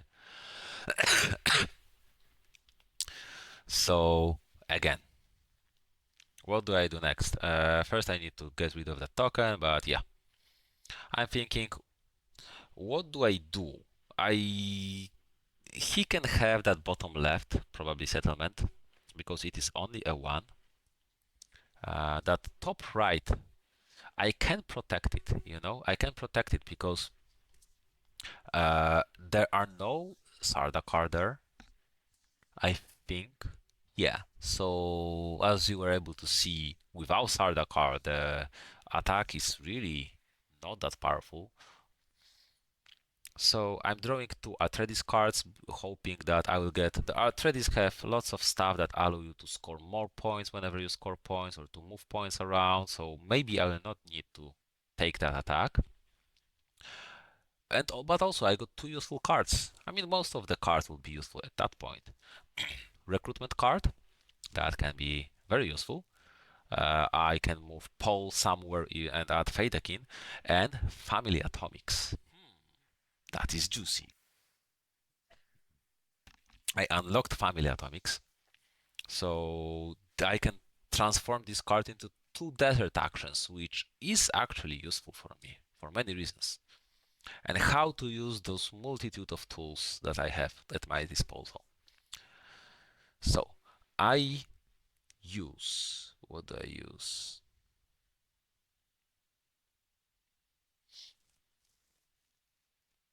Yeah, I'm thinking on how to combo my cards to the maximum effect. And I will actually speed up the game because this is the end game. I'm thinking, do I want to search for new cards? Not really. I really need free red. I don't think searching for cards will give me anything, so I prefer to keep that card in my hand instead. Uh, so I can discard it for the combat die. What do I do? I'm thinking. Yes, okay. So I start doing stuff. I wait a second. Yes. Okay. Yeah.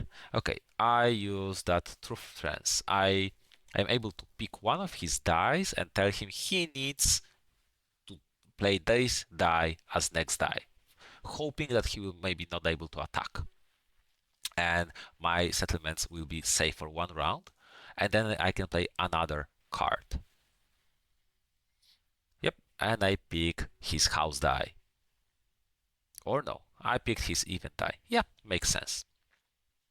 Then I have 8 points. I have 8 green points. So I used atomics to blow up this space. It is not mountains anymore, which means I can... that was probably a mistake. I should have blown up. Yeah. Yes, that was a mistake. I should have blown up. Minor stuff. Now I use the card that if I blow that atomics, I can do desert actions. So one desert actions is putting worm sign tokens here, so I can attack with my name leader this settlement. And yeah. And second desert action is to chomp that top army to make it weaker, because I really hope I will be able to protect that settlement. And that was 4 damage. That was lucky. That is massive difference. He has just 4 elites, and with 6 regulars, he doesn't have that. 6 regulars is not that big of deal in the end, especially if I will to protect that settlement, to recruit something. But I have recruitment die. Each damage will reduce number of dice that he has, basically, right? So yeah, he has to spend that die, and he uses it for a card that makes a surprise attack with a legion that has Sardaukar. So he can't use it with the top right because there are no Sardaukar. So he makes surprise attack. Yeah, this is not a thing. Again, I deal no damage. He just kills everyone in one go. Yeah, nothing really.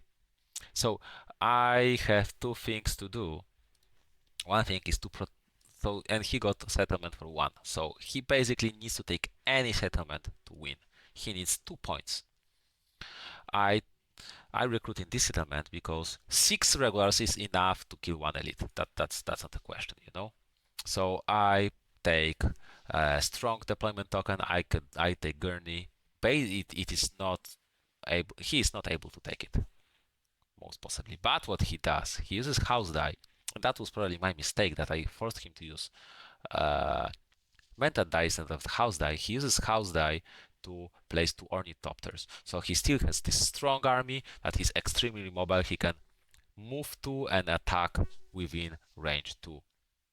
So fortunately for me, he cannot attack this one, but he can attack this one. And I need to do 2 things. I need to I need to score my free red, and then I need to protect this settlement. Basically, that's the game. So I use a die to simply just attack it and score. And I told him, you know what, we don't really need to play this combat. It is not important. I wanted my 3 points. But basically, I told him that, you know what, I got my points to win. You either win this round or I win at the end. So the next combat is decisive. He flies with his ornithopter here, makes sense. And then, fortunately, I kept my this deployment token with 2 elites, for the entire game. I didn't split it up, so it is quite strong. I mean, strong, quite strong, very strong actually. This is 5 health, still 5 health, and I use my card to place a pole here, so like my strongest leader, with the Feydekin. So I have 3 soldiers, 2 leaders, one of each is pole, and all soldiers are elites. One is super elite. So yeah, that's a big deal. He attacks this because he doesn't have anything else to do. With last die, he's just attacking here. He still has Sardaukar, which is scary. He still has 2 elites, but apart from that, there's 3 regulars and just a regular leader, not named. So those stars are not scary. And my stars, 2 attack and 1 shield. Very scary, in short. And I have my Feydekin to punch through his shields, so he will be bleeding very fast. Yeah, so he obviously has 6 dice, I have 5 dice, but I have 3 cards, I'll be discarding cards. Yeah, this is the last combat, last stand of Atredis. We will be able to defend the siege at least once this game. Damn it, I got a star. Very important. I mean, on rolling on 6 dice, you like on average roll a star, right? But sometimes it doesn't happen. Sometimes you roll too many stars. So yeah, I got a star. I got 1 shield, which is cancelled by Sardaukar. So oh well. But Paul gives me second shield. So actually, I have some shields. This is really good. One of his shields is moved aside because I have Feydekin.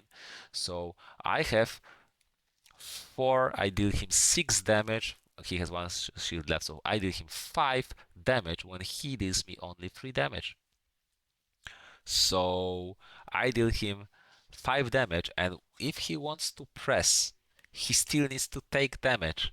So basically, it means that, yeah, I have still a lot of health left. A lot of health. I mean, considering that small scale combat that he has only 4 soldiers, I have a lot of health left. I still am rolling 5 dice. He has. This is quite important little detail. He has 4 soldiers, so he in theory might be able to discard cards to have more, but because of the spies from the previous round, he had a ban that forbids him from discarding cards in combat, which is quite pesky in last game turn. But I don't think it mattered that much. I don't think there are 2 dice that really mattered here. I got another star for Paul. I got some shields. He has lost the fate. He lost the Sardaukar. So yeah, he is dead. It was a really, really close game, you know. Uh, and a lot of cool stuff happened. I hoped that I was able to show you the game in the wider scope. It is quite hard to show, but I hoped I managed in some way to present you what players are doing in the game, what are rules at least more or less, and also the multitude of tools, multitude of choices, also some of the things that are good, some of the things that are not so good maybe, and but also show you like the best side of the game. Lots of tens, lots of stuff, lots of unlocked characters, lots of wild cards doing various things, lots of goals, lots of plans, lots of tools, interactions, push back and forth. Like this game is extremely interactive, right? Every of his action uh, has in some way he can interact to what I'm doing, counteract, or I can counteract to what he's doing. Even some taking sieges, uh, some combating with the uh, like bringing armies and measuring strengths and all of that. Lots of cool stuff. So I hope it wasn't too chaotic. I hope I was able, to present you the game uh, and to show some strengths and some weaknesses a little bit. And this is like part one. I hope to make about 3 videos with gameplay when you will be able to go through with me and see what happens and see also the pitfalls of these games. I think this is what this game was really interesting. The end game was also interesting. It would be cool to like sit through the last round and uh, talk about the options, which one I picked, what happened, and why. But I just wanted you to show uh, just the thing that first of all, Atredis can win uh, against competent opponent, because there's a lot of talk how Harkonnen are overpowered, but also how this game can be interesting.